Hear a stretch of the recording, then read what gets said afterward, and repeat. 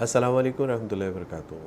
نحمدہ و نصلی علی رسولہ الکریم، اما بعد، اعوذ باللہ من الشیطان الرجیم، بسم اللہ الرحمن الرحیم۔ قال اللہ سبحانہ و تعالیٰ فی القرآن المجید فی القرآن الحمید، ان الدین عند اللہ الاسلام، صدق اللہ العظیم۔ ربی اشرح لی صدری ویسر لی امری واحلل عقدۃ من لسانی یفقہوا قولی، ربی زدنی علما، آمین یا رب العالمین۔ ہر طرح کی تعریف اللہ سبحانہ و تعالیٰ کے لیے ہے، جو رب ہے تمام جہانوں کا، اور جس کے اختیار میں ہم سب کی جان ہے، اور بالآخر ہم سب کو اسی کی طرف لوٹ کر جانا ہے۔ کروڑوں درود و سلام نبی کریم صلی اللہ علیہ وسلم کی ذات اقدس پر، کہ جنہوں نے بھٹکی ہوئی انسانیت کو ایک ایسا صراط مستقیم عطا کیا کہ جس پر چلنے کا انعام اللہ کے یہاں وسیع جنتیں ہیں۔ معزز حاضرین کرام، الہدایہ سینٹر فار کمیونٹی اویئرنیس کے تحت الحمدللہ ہماری تقابل دھیان کی جو کلاسز چل رہی ہیں، اس میں ہم عیسائیت کا تعارف پڑھ رہے ہیں، اور عیسائیت کے تعارف کے ضمن میں ہم نے عقائد کے حوالے سے عقیدہ الوہیت مسیح کو ہم نے پڑھا، تثلیث کو پڑھا، ابن اللہ کو پڑھا، اور اجمالی ہم نے شروع میں عیسائیت کا کچھ تعارف بھی پیش کیا۔ اور آج کا جو ہمارا عنوان ہے وہ عیسائیت کا بہت بنیادی عقیدہ ہے، آپ کہہ لیجئے کہ جس کے اوپر ساری کی ساری عیسائیت کھڑی ہے، اور وہ ہے عقیدہ کفارہ۔ عقیدہ کفارہ کا مطلب یہ ہے کہ مسیح علیہ السلام نے اپنی جان صلیب پر قربان کر کے ان تمام گناہوں سے انسانوں کو، ابن آدم کو آزاد کیا کہ جو آدم علیہ السلام کے سبب سے انسانوں میں منتقل ہوئے تھے۔ تو عقیدہ کفارہ یہ ہے، اس کو آپ شروع سے اس کی فلسفی سمجھ لیجئے، اس کا جو ایک فلسفہ ہے اس کو آپ سمجھ لیجئے۔ وہ یہ ہے کہ اللہ سبحانہ و تعالیٰ نے جب آدم علیہ السلام اور حوا علیہ السلام کو پیدا کیا اور ان کو باغ عدن میں رکھا، تو جب ان کو اللہ سبحانہ و تعالیٰ نے باغ عدن میں رکھا تھا تو اللہ سبحانہ و تعالیٰ نے ان کو ہر جگہ آنے جانے کی، ہر چیز کھانے پینے کی اجازت دے رکھی تھی، ماں سوائے ایک شجرہ ممنوعہ۔ تو وہ جو شجرہ ممنوعہ ہے، جس کو بائبل حیات کا درخت بھی کہتی ہے، نیکی اور بدی کی پہچان کا درخت بھی کہتی ہے، لیکن خدا تعالیٰ نے چاہا کہ حوا اور آدم وہاں رہیں، وہ سب کچھ کھائیں پئیں، جہاں چاہیں جائیں، لیکن وہ اس درخت کا پھل نہ کھائیں۔ تو جب آدم علیہ السلام نے اس درخت کا پھل کھا لیا تو ان کا جو ایک بدی اور نیکی کا جو ایک تصور تھا، جو پردہ تھا، وہ کھل گیا، اور اس کے بعد انہوں نے اپنے آپ کو پنتوں میں چھپایا، اور چھپانے کے بعد اللہ سبحانہ و تعالیٰ نے ان کو آواز دی۔ اس کے بعد جب ان کو پایا تو اللہ سبحانہ و تعالیٰ نے ان سے پوچھا کہ کیا تم نے، میں نے جس درخت کے پاس جانے سے آپ کو منع کیا تھا، آپ نے وہ درخت کا پھل کھا لیا، اس لیے آپ کی آنکھوں کا پردہ جو ہے وہ اٹھ گیا، اور اب آپ جو ہے وہ اپنے آپ کو پتوں میں چھپ۔ تو یہ اس کی ایک جو شروع کی پیدائش کی کتاب میں یہ ساری جو ہے وہ ایک داستان مرکوز ہے۔ تو اس کا نتیجہ یہ نکلا کہ آدم علیہ السلام اور حوا علیہ السلام کو جو ہے وہ پیش کیا گیا، اور خدا تعالیٰ نے ان سے پوچھا کہ آپ نے، جب میں نے آپ سے کہا تھا کہ آپ نے وہ شجرہ ممنوعہ جو حیات کا درخت ہے اس کا پھل نہیں کھانا، تو پھر آپ نے کیوں کھایا؟ تو آدم علیہ السلام نے کہا کہ مجھے، حوا نے کہا، اور حوا علیہ السلام نے کہا کہ مجھے سانپ نے اس پہ بہکایا، لہٰذا اس کی جو ہے وہ ان کا جرم جو ان سے لغزش ہوئی، اکارڈنگ ٹو بائبل ان کا جو جرم تھا، جو ان کی چارج شیٹ تھی، وہ یہ ٹھہری کہ چونکہ تم نے اللہ سبحانہ و تعالیٰ کے حکم کی جو ہے وہ حکم عدولی کی ہے، تو اس لیے اب آپ لوگوں کو باغ عدن سے نکالا جاتا ہے، ایک سزا۔ دوسری سزا ان کو یہ ملی کہ اب تم موت کا مزہ چکھے گا۔ تیسری سزا یہ ملی کہ حوا علیہ السلام کو کہا کہ اب تو درد ذات سے اپنا بچہ پیدا کرے گی۔ چوتھی سزا یہ ملی کہ زمین تیرے سبب سے لعنتی ٹھہری۔ پانچویں سزا میں یہ ملی کہ زمین اب اونٹ کٹارے اگائے گی۔ اور چھٹی سزا یہ ملی کہ آدم علیہ السلام کو کہا کہ پہلے بلا روک ٹوک کھاتے پیتے تھے، سیر و تفریح کرتے تھے، لیکن اب تم اپنے پیٹ کی آگ جو ہے وہ محنت مشقت اپنے خون پسینے کی کمائی سے اب اپنے پیٹ کی جو ہے وہ آگ کو بجھاؤ گے۔ تو یہ ملٹیپل ان کو جو ہے وہ سزائیں ملی۔ باغ عدن سے نکال دیا گیا، حوا کو کہا کہ اب تو دردزا سے بچہ پیدا کرے گی، پھر یہ کہ سانپ اور عورت کے درمیان جو ہے وہ دشمنی پیدا ہو گئی، پھر سانپ کو یہ سزا دی کہ اب تو پیٹ کے بل چلے گا اور ہمیشہ ساری زندگی خاک چاٹتا۔ تو یہ 6 7 8 قسم کی سزائیں بن جاتی ہیں۔ اب چونکہ حوا علیہ السلام اور آدم علیہ السلام سے ایک گناہ سرزد ہو گیا تھا، تو اب اس کی پاداش میں ان سے جو اولاد پیدا ہوئی وہ گناہ کا جو اثر تھا ان کی اولاد میں بھی آتا گیا۔ اب وہ جو گناہ کا اثر ان میں بھی آتا گیا تو اس کو کہا گیا کہ یہ موروثی گناہ ہے۔ موروثی گناہ مین کہ جو گناہ وراثت میں ملا ہے، جو باپ دادا سے جو ہے وہ وراثت میں گناہ ملا، اس لیے اس کو موروثی گناہ کہا جاتا ہے۔ اب 18 19 نسلیں گزر جانے کے بعد جب مسیح علیہ السلام جو ہے وہ ان کی بعثت ہوتی ہے ایک معجزانہ پیدائش کے ذریعے اور وہ جوان ہوتے ہیں، تو مسیح علیہ السلام کی جو تعلیمات سے تو خیر کو بہت وضاحت کے ساتھ یہ نہیں ملتا، لیکن مسیح علیہ السلام کے بعد آپ علیہ السلام کے شاگردوں نے اور شاگردوں کے شاگردوں نے جو کتابیں لکھی ہیں، انشاءاللہ ہم یہ تعارف بائبل میں بتائیں گے کہ کتابوں کا کیا معاملہ ہے، کنہوں نے لکھی اور کس طرح وہ معرض وجود میں آئی اور کتنے 100 سال بعد وہ معرض وجود میں آئی۔ تو ان میں جو ایک سٹوری بنتی ہے وہ یہ ہے کہ آدم علیہ السلام سے جو اولاد میں منتقل ہونے والا موروثی گناہ تھا، اس گناہ کی جو نحوست تھی وہ یہ تھی کہ اللہ سبحانہ و تعالی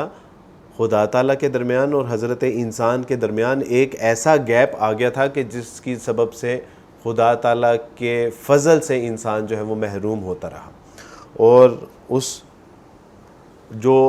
ڈسکنیکٹڈ جو ایک ریلیشن تھا اس کو کنیکٹڈ کرنے کے لیے اللہ سبحانہ و تعالیٰ نے پھر یہ پلان کیا کہ وہ مسیح علیہ السلام کو دنیا میں بھیجے اور مسیح علیہ السلام کے کفارے سے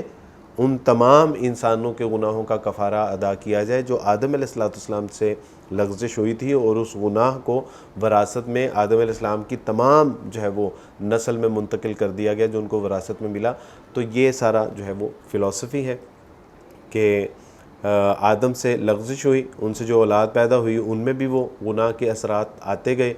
اس گناہ کے سبب سے اللہ اور انسان کے درمیان جو ہے وہ ایک گیپ آتا گیا، اور اس گیپ کو فل کرنے کے لیے مسیح علیہ السلام نے اپنی جان کا کفارہ دیا، اور اس کفارے کے بعد وہ تمام انسان جو خدا کے فضل سے دور تھے وہ دوبارہ اللہ سبحانہ و تعالیٰ کے فضل کے مستحق ٹھہر گئے۔ تو امید ہے کہ آپ لوگ اس کفارے کی جو ایٹمالوجی ہے، جو وجہ ہے، اس کو آپ سمجھ گئے ہوں گے۔ اب ہم اس کا ایک تنقیدی جائزہ لیتے ہیں کہ مسیح علیہ السلام سے پہلے کتنے نبی آئے، لیکن ان کے ذریعے سے یہ منصوبہ پائے تکمیل تک کیوں نہیں پہنچا؟ یا یہ کہہ لیجئے کہ مسیح علیہ السلام سے پہلے جو لوگ آئے ہیں اور وہ اگر ان کا کفارہ ادا نہیں ہوا تو کیا وہ جنت میں نہیں جائیں گے، یا وہ ہمیشہ کی زندگی کے مستحق نہیں ٹھہریں گے، یا وہ اللہ کی بادشاہت میں داخل نہیں ہوں گے؟ تو یہ سوال ہے۔ تو چلیے اس کا ہم ایک تنقیدی جائزہ بھی لیتے ہیں کہ اگر باپ گناہ کرتا ہے تو کیا اس کے گناہ کے اثرات اس کی اولاد میں آتے ہیں، یا اگر باپ گناہ کرتا ہے تو اس کا کفارہ کسی اور کو ادا کرنا پڑے گا؟ تو مسیحی حضرات جو ایک آیت پیش کرتے ہیں وہ یہ ہے کہ خدا نے دنیا سے ایسی محبت رکھی کہ اس نے اپنا اکلوتا بیٹا بخش دیا تاکہ جو کوئی اس پر ایمان لائے ہلاک نہ ہو بلکہ ہمیشہ کی زندگی پائے۔ متی باب 3 آیت نمبر 16۔ یہ ان کا جو ہے وہ مدعا ہے کہ جی اللہ سبحانہ و تعالیٰ نے دنیا سے ایسی محبت رکھی کہ آدم کے بیٹوں کے گناہوں کو معاف کرنے کے لیے اس نے اپنا اکلوتا بیٹا جو ہے وہ انسانیت کے لیے قربان کر دیا تاکہ جو لوگ اس کفارے کے اوپر، عقیدہ کفارے کے اوپر ایمان لے کے آئیں وہ ہلاک نہ ہو بلکہ ہمیشہ کی زندگی کے وارث بنے۔ تو یہ خیر مسیح علیہ السلام کا قول نہیں ہے، یہ شاگردوں کا، اور وہ شاگرد کے جنہوں نے صحیح باتیں دریافت کر کے لکھیں اور پھر کئی سال بعد لکھیں، تو یہ مسیح علیہ السلام کا براہ راست یہ قول نہیں ہے۔ اور مزید یہ کہ ہم دیکھتے ہیں کہ کیا اگر باپ گناہ کرتا ہے، جو اس کا پہلا اصول ہے کہ اگر کوئی باپ گناہ کرتا ہے تو اس کے سزا اس کے بیٹوں کو دی جائے گی، تو ہم بائبل سے پوچھتے ہیں حزقیل 18 باب اس کی 20 آیت میں، بیٹا باپ کے گناہ کا بوجھ نہ اٹھائے گا اور نہ باپ بیٹے کے گناہ کا بوجھ، صادق کی صداقت اسی کے لیے ہوگی اور شریر کی شرارت اسی کے لیے۔ تو یہ بات واضح اور یہ دو ٹوک ہے تورات میں لکھی ہے کہ بیٹے کے گناہ کا بوجھ نہ باپ اٹھائے گا اور نہ باپ کے گناہ کا بوجھ بیٹا اٹھائے گا۔ مزید ہم دیکھتے ہیں آگے لکھا ہے، اور خداوند کا کلام مجھ پر نازل ہوا، تم اسرائیل کے ملک کے حق میں کیوں یہ مثل کہتے ہو کہ باپ دادا نے انگور کھائے اور دانت جو ہے وہ اولاد کے کھٹے ہوئے۔ تو لکھا ہے کہ یہ ہاؤ اٹس پاسبل کہ اگر والدین جو ہے وہ انگور کھاتے ہیں تو بچوں کے دانت کیسے کھٹے ہو سکتے ہیں۔ مزید لکھا ہے کہ خداوند فرماتا ہے کہ مجھے اپنی حیات کی قسم، تم پھر اسرائیل میں یہ مثل نہ کہو گے کہ دیکھ جانیں میری ہیں، جیسی باپ کی جان ویسی ہی بیٹے کی جان میری ہے۔ مزید ہے، جو جان گناہ کرتی ہے وہی مرے گی۔ اب یہ تورات، زبور اور انجیل کے آگے انجیل کے بھی کچھ حوالہ جات آ جائیں گے، تو آپ مجھے بتائیے کہ جس انجیل کا، تورات کا، زبور کا اصول یہ ہے کہ باپ کے گناہ کی سزا بیٹے کو نہیں اور بیٹے کے گناہ کی سزا باپ کو نہیں دی جائے گی، تو پھر مسیح علیہ السلام کا عقیدہ کفارہ وہ کس ضمن میں قابل قبول ہے؟ مزید یرمیہ آیت نمبر 31 اور باب نمبر 31 آیت نمبر 30 میں یوں مرقوم ہے، کیونکہ ہر ایک اپنی ہی بد کرداری کے سبب سے مرے گا۔ مزید اس میں کہا جاتا ہے کہ چونکہ بائبل میں تورات میں لکھا ہے کہ جو مجھ سے یعنی خدا تعالیٰ سے عداوت رکھتے ہیں، اللہ سبحانہ و تعالیٰ ان کی تیسری مزید جو ہے وہ تورات میں، اس میں مسیحی حضرات کہتے ہیں کہ تورات میں لکھا ہے کہ جو مجھ سے یعنی خدا تعالیٰ سے عداوت رکھتے ہیں، خدا تعالیٰ ان سے تیسری اور چوتھی پشت تک جو ہے وہ ان سے انتقام لے گا۔ یہ خروج 20 باب اور غالباً اس کی جو ہے وہ 5 آیت ہے۔ تو چلے ٹھیک ہے، تیسری، چوتھی، پانچویں، چھٹی، ساتویں، 10ویں تک بھی ٹھیک ہے کہ اگر کسی سے کوئی گناہ ہوا ہے اور اس نے اللہ کی نافرمانی کی ہے تو 10ویں پشت، لیکن مسیح علیہ السلام تو غالباً جو ہے وہ 20 پشتوں بعد آئے ہیں، تو مسیح علیہ السلام تو پھر اس کے جو ہے وہ مصداق بنتے ہی نہیں ہیں۔ تو اور فرض کریں کہ مسیح علیہ السلام نے اس میں مسیحی حضرات تورات خروج 20 باب اس کی 5 آیت کا ایک حوالہ پیش کرتے ہیں۔ وہ کہتے ہیں کہ خدا تعالیٰ نے کہا ہے کہ جو کوئی مجھ سے عداوت رکھے گا میں ان کی تیسری اور چوتھی پشت تک جو ہے وہ ان سے بدلہ لوں گا۔ تو ٹھیک ہے، تیسری، چوتھی، پانچویں، چھٹی، 10ویں تک بھی ٹھیک ہے، لیکن مسیح علیہ السلام نے جس دور میں جو ہے وہ آپ کی بعثت ہوئی ہے، میرا خیال ہے اس وقت تک تو کوئی 40 نسلیں جو ہے وہ گزر چکی تھیں۔ مزید اس میں مسیحی حضرات ایک اعتراض پیش کرتے ہیں کہ بائبل میں لکھا ہے کہ غالباً خروج باب 20 آیت نمبر 5 میں کہ جو کوئی مجھ سے عداوت رکھے گا میں ان کی چوتھی اور پانچویں پشت تک جو ہے وہ ان سے بدلہ لوں گا۔ تو ٹھیک ہے، چوتھی پانچویں پشت کا بدلہ لے لے، لیکن مسیح علیہ السلام تک تو غالباً جو ہے وہ 30ویں 40ویں پشت چل رہی تھی، تو یہ تو لاجک ہی نہیں بنتی۔ اور ویسے بھی اس سے پہلے اگر ہم یعنی جو بیان کر چکے ہیں کہ خدا نے کہا کہ باپ کے گناہ کا بدلہ بیٹے سے نہیں اور بیٹے کے گناہ کا بدلہ نہیں، بلکہ جو جان گناہ کرتی ہے وہی مرے گی، تو پھر تو تضاد ہے۔ اور اگر کہیں جب تضاد آتا ہے تو ان میں سے کوئی ایک ہی چیز ٹھیک ہو سکتی ہے یا پھر دونوں ہی غلط ہوں گی۔ مزید اس ضمن میں ایک سوال یہ بھی پیدا ہوتا ہے کہ اللہ سبحانہ و تعالیٰ نے تورات میں، زبور میں اور اس کے علاوہ کئی ایسے انبیاء علیہ السلام جن کے اوپر جو ہے وہ مختلف چھوٹی چھوٹی کتابیں اللہ سبحانہ و تعالیٰ نے نازل کی، اللہ نے کہیں ایک جگہ بھی یہ نہیں فرمایا کہ انسان کی جو ہے وہ قربانی کا دار و مدار یا انسان کی آخرت کی جو ہے وہ کامیابی اور کامرانی کا دار و مدار یا انسان کی ہمیشہ کی زندگی کا یا ابدی جنت کا جو دار و مدار ہے وہ قربانی کے اوپر ہے، یا مسیح علیہ السلام قربانی دیں گے تو ہی یہ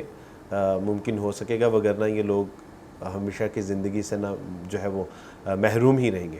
تو ایسا بھی ممکن نہیں ہے، بلکہ مسیح علیہ السلام کی تعلیمات سے ہمیں کچھ اور ہی پتہ چلتا ہے۔ مسیح علیہ السلام کی تعلیمات سے ہمیں یہ پتہ چلتا ہے کہ ہمیشہ کی زندگی کا دار و مدار ایمان کے اوپر ہے، عمل کے اوپر ہے، اور ان دونوں میں اگر کوئی کمی کوتاہی ہو جائے تو توبہ کے ذریعے جو ہے وہ اللہ سبحانہ و تعالیٰ کی جو عطا کردہ ہمیشہ کی زندگی ہے، جو جنت کی جو بشارت ہے، اس کا جو ہے وہ مستحق بنا جا سکتا ہے۔ اس میں ہم دیکھتے ہیں کہ مسیح علیہ السلام کے جو ہے وہ اس میں ہم دیکھتے ہیں کہ بائبل میں انجیل متی باب 5 اور آیت نمبر 3 میں یوں لکھا ہے، مبارک ہیں وہ جو دل کے غریب ہیں، کیونکہ آسمان کی بادشاہی انہی کی ہے۔ یہاں پہ یہ نہیں لکھا کہ آسمان کی بادشاہی ان کی ہے کہ جو کفارے کے اوپر ایمان لے کے آئیں گے۔ مزید لکھا ہے کہ مبارک ہیں وہ جو راست بازی کے سبب سے ستائے گئے ہیں، کیونکہ آسمان کی بادشاہی انہی کی ہے۔ متی 5 باب اس کی 10 آیت۔ ہمیشہ کی زندگی یہ ہے کہ وہ تجھ اکیلے سچے خدا اور مسیح جس کو تو نے بھیجا ہے مانے۔ مسیح علیہ السلام کیا کہہ رہے ہیں کہ ہمیشہ کی زندگی یہ ہے کہ وہ خدائے واحدہ و یکتا کے اوپر ایمان لے کے آئیں، اور مجھ یعنی میں جو اللہ سبحانہ تعالیٰ کا رسول ہوں، میرے اوپر ایمان لے کے آئیں، یہ ہمیشہ کی زندگی ہے۔ مزید جو ہے وہ اس میں ایک جگہ لکھا ہے، جو مجھ سے اے خداوند کہتے ہیں، میں ان سے ہر آسمان کی ان میں سے ہر ایک آسمان کی بادشاہت میں داخل نہ ہوگا مگر وہی جو میرے آسمانی باپ کی مرضی پر چلتا ہے۔ آپ یہ دیکھیں کہ مسیح علیہ السلام اپنے شاگرد اپنے اوپر ایمان لانے والوں کو یہ کہہ رہے ہیں کہ تم میں سے ہر شخص جنت میں نہیں جائے گا، یعنی اگر تم جو چاہے کرتے بھی، تمہارے لیے اللہ سبحانہ و تعالیٰ کی جو شریعت ہے، جو اس کے احکامات ہیں، جس سے اس نے منع کر دیا ہے، جس کا حکم دے دیا ہے، اس کے اوپر ایمان لانا ضروری ہے۔ ایک بہت واقعہ اہم ہے کہ مسیح علیہ السلام ایک دفعہ کہیں جا رہے تھے، اور جاتے ہوئے ایک شخص ان کے پاس آتا ہے اور وہ کہتا ہے، اور جب وہ باہر نکل کر راہ میں جا رہا تھا تو ایک شخص دوڑتا ہوا اس کے پاس آیا اور اس کے آگے گھٹنے ٹیک کر اس سے پوچھنے لگا کہ اے نیک استاد، میں کیا کروں کہ ہمیشہ کی زندگی کا وارث بنوں۔ اصولاً تو مسیح علیہ السلام کو یہ کہنا چاہیے تھا کہ میاں جو ہے وہ انتظار کر، اور میری قربانی کا وقت قریب ہی ہے، اور میں جب اپنا صلیب پر کفارہ ادا کر دوں گا تو ہمیشہ کی زندگی کا وارث بننا تیرے لیے جو ہے وہ ممکن ہوگا۔ لیکن مسیح علیہ السلام نے کہا کہ تو مجھے نیک کیوں کہتا ہے، نیک نہیں ہے کوئی مگر ایک خدا۔ اور آگے لکھا ہے کہ تو حکموں کو جانتا ہے، کون سے حکم جو مسیح علیہ السلام سے قبل موسیٰ علیہ السلام کو عطا کیے تھے؟ تو فرمایا کہ تو حکموں کو جانتا ہے، خون نہ کرنا، زنا نہ کرنا، چوری نہ کرنا، جھوٹی گواہی نہ دینا، فریب دے کر نقصان نہ کرنا، اپنے باپ اور ماں کی عزت کرنا۔ اب یہ وہ تعلیمات ہیں کہ جو مسیح علیہ السلام نے اپنی زندگی میں بتا دیں، اور یہ 10 حکم، پہلا حکم خدا کو ماننا، فقط اس کی بندگی اور اسی کو سجدہ کرنا، دوسرا حکم بے فائدہ خداوند کا نام لینا، تیسرا حکم خدا کا دن پاک رکھنا، چوتھا حکم ماں باپ کی عزت کرنی، پانچواں حکم خون نہ کرنا، چھٹا حکم چوری نہ کرنی، ساتواں حکم جھوٹی گواہی نہ دینی، آٹھواں حکم حرام کاری نہ کرنی، نواں حکم پرائی عورت کی خواہش نہ کرنا، 10واں حکم پرائے مال کا لالچ نہ کرنا۔ یہ وہ 10 کمانڈمنٹ ہیں جو موسیٰ علیہ السلام کو دیے، اور اس میں مسیح علیہ السلام نے وہی کہے کہ دیکھ تو اگر چاہتا ہے، یعنی یہ سوال تو یہی تھا نا کہ میں کیا کروں کہ ہمیشہ کی زندگی کا وارث بنوں۔ تو مسیح علیہ السلام نے یہ نہیں کہا کہ تو میرے کفارے کے اوپر ایمان لے کے آنا، میں بھی کچھ عرصے بعد جو ہے وہ صلیب پر اپنی جان دوں گا۔ لیکن مسیح علیہ السلام نے تو وہی ضابطہ بتایا جو تمام انبیاء علیہ السلام ضابطہ بتاتے ہیں، تو آپ کے سامنے ہے الحمدللہ۔ تو یہ تو ایک نقطے کے اوپر جو ہے وہ اچھی خاصی جو ہے وہ گفتگو ہو سکتی ہے، بحث ہو سکتی ہے، چونکہ ہمارے پاس قلیل وقت ہے اور اس میں جو ہے وہ اشاروں کنایوں میں اور ایک دو حوالوں کے ساتھ ہی کام چلانا پڑے گا۔ مزید یہ ہے کہ کیا خدا کو قربانی پسند ہے یا وہ رحم کو پسند کرتا ہے؟ تو اس ضمن میں مسیح علیہ السلام کے کچھ اقوال آپ کے گوش گزار کرتا ہوں۔ زبور میں لکھا ہے، یعنی تورات کی جو اپنا پرانے عہد نامہ کی کتاب زبور ہے، شکستہ روح خدا کی قربانی ہے۔ شکستہ یعنی عاجزی، انکساری اور شکستہ روح خدا کی قربانی ہے۔ اے خدا تو شکستہ اور خستہ دل حقیر نہ جانے گا۔ اور مزید ارشاد ہوتا ہے صداقت اور عدل خداوند کے نزدیک قربانی سے زیادہ پسندیدہ ہے۔ آپ یعنی دیکھیے کہ یہ 40 زبور ہے، اس کی آیت نمبر 76 ہے، تو یہاں پہ کیا لکھا جا رہا ہے کہ یعنی یہاں کیا بیان کیا جا رہا ہے کہ عدل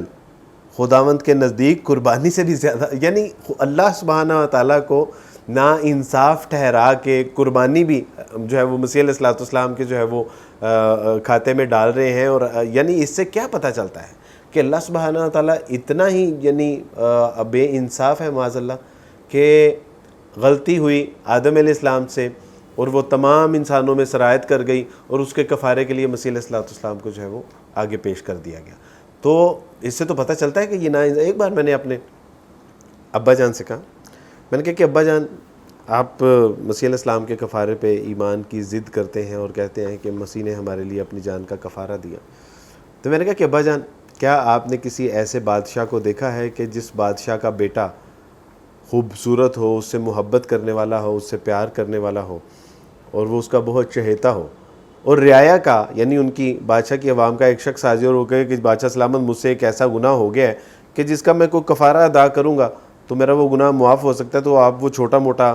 کوئی مجھے پلنٹی دیجئے اور مجھے میرا وہ گناہ معاف کر دیجئے، قصور معاف کر دیجئے، اور میرا جرم جو ہے وہ دھو دیجئے، تو اس کا یعنی گناہ جو ہے وہ جان کا کفارہ بھی نہیں ہے۔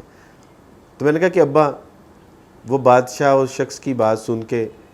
یہ کہے کہ میں اندر سے میرے بیٹے کو بلاؤ، اور بیٹا روئے دوئے، وہ چیخو پکار بھی کرے، وہ کہے بھی کہ ابا مجھے نہیں قتل کرے، اس شخص کی وجہ سے میں یعنی آپ مجھے کیوں مشقت میں ڈال رہے ہیں، لیکن وہ بادشاہ جو ہے وہ پھر بھی اپنے اولاد کی جو ہے وہ گردن کاٹ دے۔ تو میں نے کہا کہ ابا یہ ممکن ہے، یہ انصاف ہے؟ تو میرے ابا نے کہا کہ ایسا تو کوئی عقل مند انسان، عام آدمی بھی نہیں کر سکتا، یہ تو پھر بادشاہ ہے۔ تو میں نے کہا آپ کہتے ہیں کہ ایسا تو کوئی عام انسان بھی نہیں کر سکتا، یہ تو پھر بادشاہ ہے، وہ تو پھر بادشاہوں کا بادشاہ ہے کہ جس کے اوپر آپ اتنا بڑا الزام لگا رہے ہیں کہ غلطی آدم سے ہوئی، گناہ جو ہے وہ ان کی اولاد میں منتقل کر دیا گیا، اور اس کے کفارے کے لیے مسیح علیہ السلام کو صلیب پر چڑھا دیا۔ اور یہ جو میں نے آپ کو بات بتائی ہے ایک خود ساختہ ایک سٹوری ہے کہ بادشاہ والی اور بیٹے والی اور رعایا کے ایک فرد والی، لیکن مسیح علیہ السلام کے ساتھ بالکل ایسے ہی ہوا۔ مسیح علیہ السلام یعنی گئے اور مسیح علیہ السلام نے کہا، ایک جگہ پر لکھا ہے کہ پھر وہ ایک جگہ آئے جس کا نام گستمنی تھا، اور اس نے اپنے شاگردوں سے کہا کہ یہاں بیٹھے رہو جب تک میں دعا کروں۔ پطرس اور یعقوب یوحنا اپنے ساتھ لے کر نہایت حیران اور بے قرار ہونے لگا، اور ان سے کہا کہ میری جان نہایت غمگین ہے، یہاں تک کہ مرنے کی نوبت آ پہنچی ہے، تم یہاں ٹھہرو، جاگتے رہو۔ اور تھوڑا آگے بڑھا اور زمین پر گر کر یوں دعا کرنے لگا کہ اگر ہو سکے تو یہ گھڑی مجھ سے ٹل جائے۔ کہا اے باپ، تجھ سے سب کچھ ممکن ہو سکتا ہے، اس پیالے کو میرے پاس سے ہٹا لیجئے۔ آپ تصور کیجئے کہ مسیح علیہ السلام گڑ گڑا کر دعا کرتے ہیں کہ اے خدا یہ موت کا پیالہ مجھ سے جو ہے وہ ٹل جائے۔ مزید کیا آپ یعنی تصور کر سکتے ہیں مسیح علیہ السلام کی اپنی تعلیمات میں مسیح علیہ السلام نے شاگردوں سے ایک بار پوچھا کہ کیا تم میں ایسا کوئی باپ ہے کہ جس کا بیٹا اس سے روٹی مانگے اور وہ اس کو پتھر دے دے، یا اس سے مچھلی مانگے اور اس کو سانپ دے دے؟ تو شاگردوں نے کہا کہ نہیں۔ تو فرمایا کہ وہ خداوند تمہارا خدا وہ تمہارے ساتھ ایسے کیسے کر سکتا ہے کہ تم اس سے خیر مانگو اور وہ تمہیں شر میں مبتلا کر دے؟ تو عیسائیوں کا تو یہ عقیدہ ہے کہ مسیح علیہ السلام خدا تعالیٰ کے بیٹے ہیں، اور اگر خدا تعالیٰ سے مسیح علیہ السلام نے دعا کی تو پھر اس کی سنی نہیں گئی، ایسا ممکن نہیں ہے۔ اور پھر آگے ہم دیکھتے ہیں، بس جب تم برے ہو کر اپنے بچوں کو اچھی چیزیں دینا جانتے ہو تو تمہارا باپ جو آسمان پر ہے اپنے مانگنے والوں کو اچھی چیزیں کیوں نہیں دے گا؟ مزید لکھا ہے، خداوند شریروں سے دور ہے پر صادقوں کی دعا سنتا ہے۔ فرمایا کہ وہ امثال باب 15 میں فرمایا کہ وہ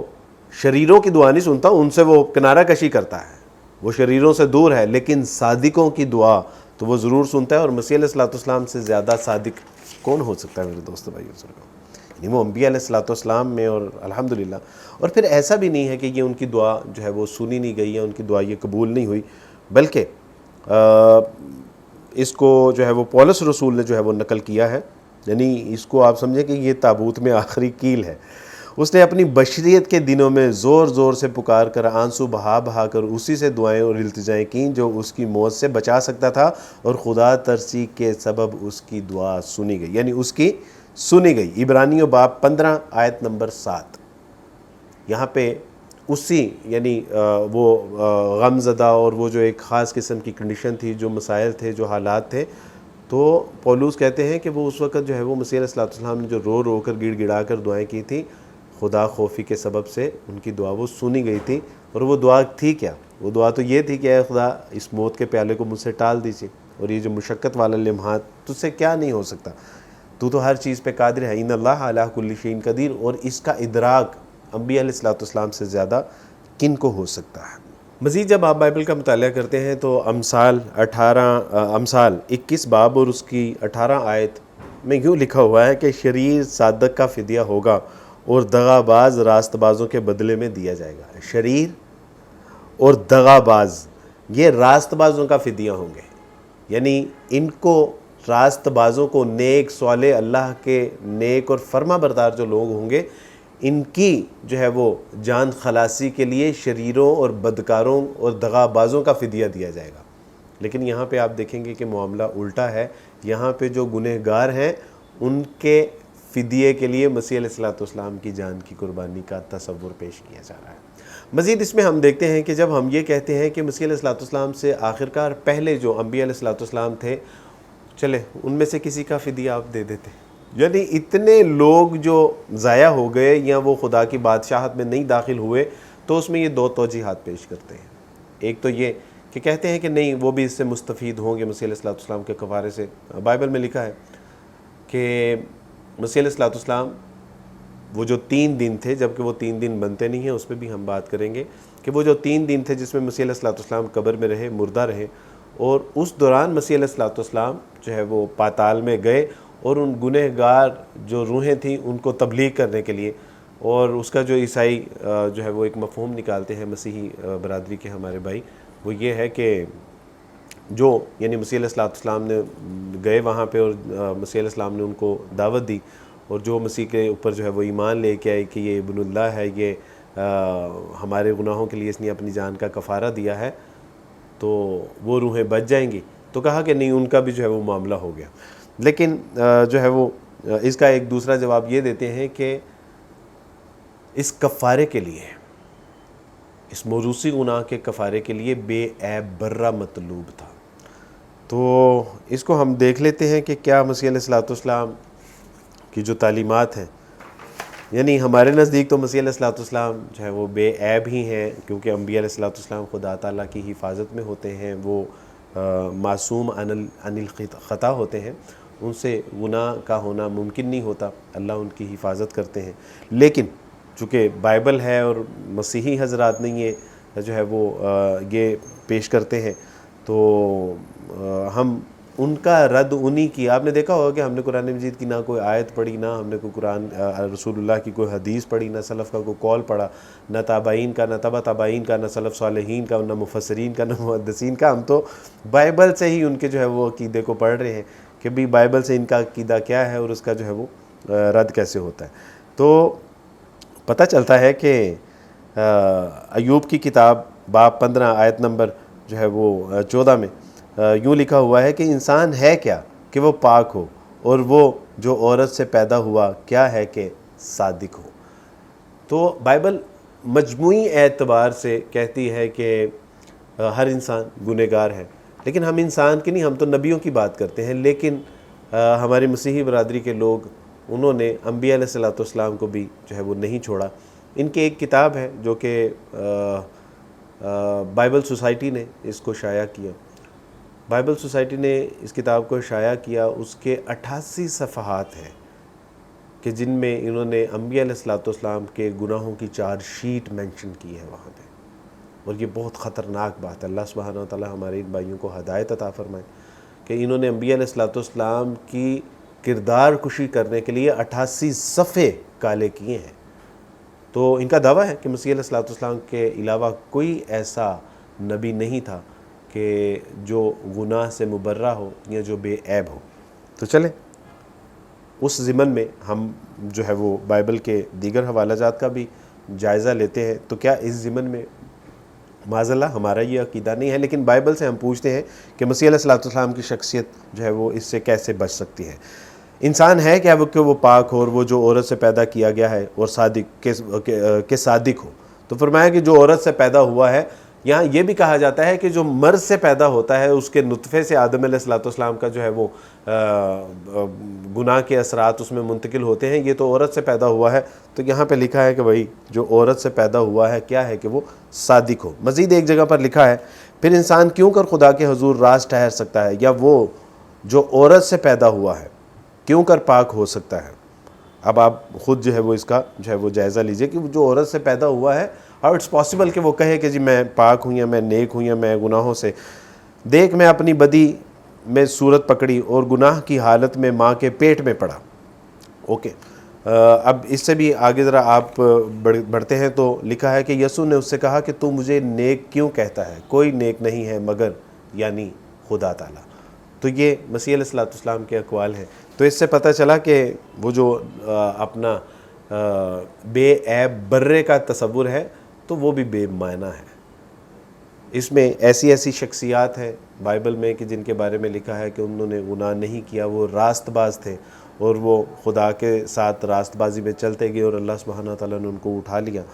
تو یعنی پتہ چلتا ہے کہ اگر یہ معیار ہے کہ وہ بے عیب ہے اور اس کے بے عیب ہونے کے جو معیارات بائبل نے قائم کر رکھے ہیں تو اس میں تو پھر بھائی مسیح علیہ السلام بھی جو ہے وہ ثابت نہیں آتے. مزید جب ہم دیکھتے ہیں اس عقیدہ کفارہ کا جو ہے وہ تعارف، تو مسیح علیہ السلام کا جو ہے وہ یہ سانحہ ہوتا ہے صلیب پر چڑھنے والا، جس کو قرآن کہتا ہے وما قتلوہ وما صلبوہ ولکن شبہ لہم، کہ نہ مسیح علیہ السلام قتل ہوئے نہ جو ہے وہ ان کو صلیب چڑھایا گیا، مگر یہ کہ اللہ سبحانہ تعالیٰ نے ان لوگوں کے لیے اس معاملے کو مشتبہ کر دیا. اللہ کی حکمت تھی. وہ کیا ہوا وہاں پہ کچھ احادیث میں اس کے حوالے جات آتے ہیں. لیکن اگر اس کے آگے کا معاملہ بھی جب ہم دیکھتے ہیں تو پتہ چلتا ہے کہ وہ کفارہ نہیں ہوا تھا، یعنی مسیح علیہ السلام صلیب پر نہیں چڑھے. اس کی ایک بنیادی وجہ یہ ہے، عیسائی اس کے دلیل میں یہ کہتے ہیں کہ جو خدا نے ایسی محبت رکھی کہ اس نے اپنا اکلوتا بیٹا قربان کر دیا، لیکن یہ مسیح علیہ السلام کے اقوال نہیں ہے. دوسرا اس میں یہ کہا جاتا ہے کہ مسیح علیہ السلام نے خود کہا تھا کہ آج کے گنہگار اور بدکار لوگ نشان مانگتے ہیں، ان کو کوئی نشان نہیں دیا جائے گا مگر یہ کہ جس طرح یونا نبی 3 دن مچھلی کے پیٹ میں رہا تھا، 3 دن رات مچھلی کے پیٹ میں رہا تھا، ابن آدم بھی اسی طرح 3 دن رات مچھلی کے پیٹ میں رہے گا. جب ہم ان سے پوچھتے ہیں کہ کیا مچھلی کے پیٹ میں 3 دن اور 3 رات جب یونس علیہ السلام رہے تو جب وہ دریا میں سمندر میں ڈالے گئے تو وہ زندہ تھے یا مردہ تھے؟ تو کہتے ہیں کہ زندہ تھے. پھر ہم پوچھتے ہیں کہ جب وہ مچھلی کے پیٹ میں رہے زندہ تھے کہ مردہ تھے؟ تو کہتے ہیں زندہ تھے. جب ہم کہتے ہیں کہ جب مچھلی نے اپنے منہ سے اگل دیا یونس علیہ السلام کو ساحل کے اوپر تو وہ زندہ تھے کہ مردہ تھے؟ تو کہتے ہیں زندہ تھے. تو مسیح علیہ السلام کی پیشن گوئی اس بات میں معاونت کرتی ہے کہ مسیح علیہ السلام کو جب قبر میں رکھا گیا تو زندہ تھے، جب وہ رہے تو زندہ تھے، جب وہ نکلے تو وہ زندہ تھے. کیونکہ یونا نبی کی مانند کہا کہ ان کو کوئی نشان نہیں دیا جائے گا ماں سوائے یونا نبی کے. تو وہ یونا نبی تو بھائی جب سمندر میں ڈالے گئے زندہ تھے، مجلی نے نکل لیا زندہ تھے، اور جب نکالا تو زندہ تھے. تو پھر مسیح علیہ السلام مردہ کیسے ہو سکتے ہیں؟ مسیحیوں کو ہماری طرف سے ایک قیامت تک کے لیے ہم ان کو ایک چیلنج بھی دیتے ہیں کہ مسیح علیہ السلام نے کہا تھا کہ 3 دن رات. مسیح علیہ السلام کو جب صلیب سے اتارا گیا تو جمعے کا دن تھا اور شام کے قریب شام ہو چکی تھی. مسیح علیہ السلام کو شام کو قبر میں رکھا گیا. اس کے بعد جمعے کی رات، ہفتے کا دن، پھر ہفتے کی رات اور اتوار کی صبح مسیح علیہ السلام پھوٹ پھوٹنے سے پہلے قبر میں موجود نہیں تھے. اب عیسائیوں کو قیامت تک کے لیے آپ وقت دیجئے کہ ہمیں بتائیں کہ 3 دن اور رات کیسے پورے کریں گے، کیونکہ مسیح علیہ السلام نے تو فرمایا کہ ابن آدم 3 دن 3 رات قبر میں رہے گا. تو چلے یہ تو ان سارے حقائق واقعات سے پتہ چلتا ہے کہ مسیح علیہ السلام کے مصلوب ہونے کا واقعہ ہوا ہی نہیں. اور فرض کریں کہ اگر ہوا بھی ہے تو پھر یہ ساری چیزیں کہ کیا باپ دادا کے گناہ کا جو ہے وہ بدلہ اولاد کو دیا جائے گا۔ پھر یہ کہ کیا پچھلے انبیاء علیہ السلام کیا اس یعنی معیار کے اوپر پورا نہیں اترتے تھے؟ کیا اگر بے عیب برہ مطلوب تھا تو کیا مسیح علیہ السلام بے عیب تھے اکارڈنگ ٹو بائبل؟ کیا شریر کا جو ہے وہ شریر نیک کے فدیے میں دیا جائے گا، یا نیک کو آپ شریر کے فدیے میں جو ہے وہ صلیب پر چڑھا دیتے ہیں؟ تو یہ سارے سوالات پھر جو ہے وہ اپنی جگہ کھڑے ہیں سر اٹھا کے کہ بھئی ہمارا جواب دے۔ اگر نہیں تو پھر اس بات کو سمجھنا چاہیے کہ یہ کفارہ مسیح علیہ السلام کا جو موروثی گناہ کا کفارے کا عقیدہ ہے یہ باطل ہے۔ اللہ سبحانہ وتعالیٰ بات کو سمجھنے کی توفیق عطا فرمائے۔ پچھلے کچھ عرصے سے ہمارے سوال و جواب کی نشست جو ہے وہ نہیں چل رہی، تو اگر آپ کا کوئی سوال ہو تو آپ سوال پوچھ لیجئے۔ میں نے گزارش کی تھی اسامہ سے کہ ہمارا ایک گروپ بھی کریٹ کر دیا جائے تاکہ اس میں کچھ سوال و جواب چلتے بھی رہیں،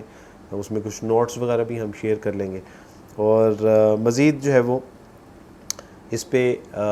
باقی بات ہونا باقی ہے، وہ یہ کہ اگر مسیح علیہ السلام نے